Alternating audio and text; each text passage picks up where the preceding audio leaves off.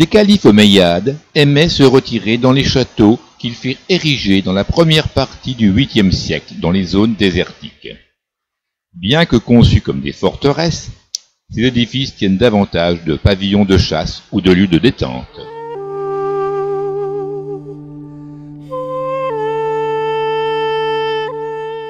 Ksar el-Kharaneh, avec ses tours rondes aux angles et semi-circulaires au milieu de chaque mur, ce palais du désert a des airs de forteresse.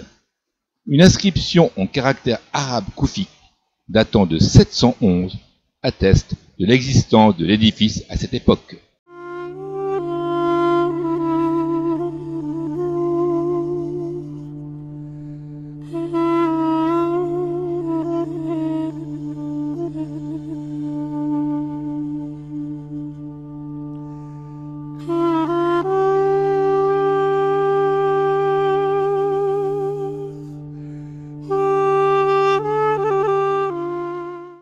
Ksar Amra.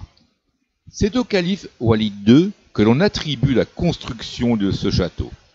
Initialement construit sur une petite île du Wadi Boudoum, presque toujours à sec, le pavillon faisait partie d'un véritable ensemble défensif doté d'une forteresse.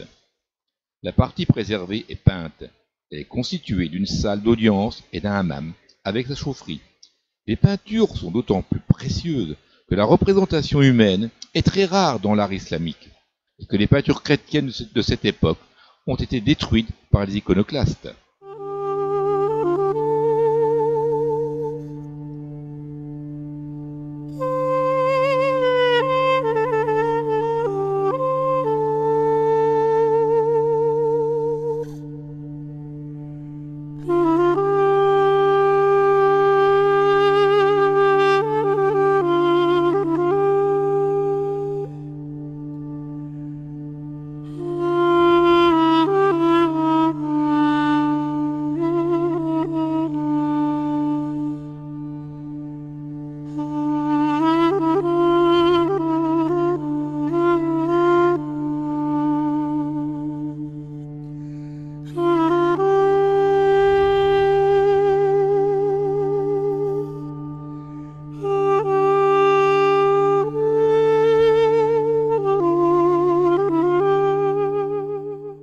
Ksar Azraq.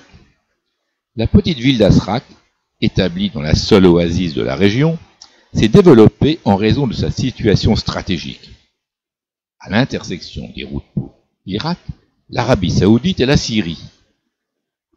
Les Nabatéens furent les premiers occupants du site, mais deux empereurs romains qui exercèrent leur pouvoir conjointement renforcèrent le château. En 744, l'édifice servit de refuge au calife Walid II peu avant sa chute. Le château retrouva de l'animation pendant l'hiver 1917-1918, pendant la grande révolte arabe contre les Ottomans, lorsque le colonel Lawrence y installa son quartier général.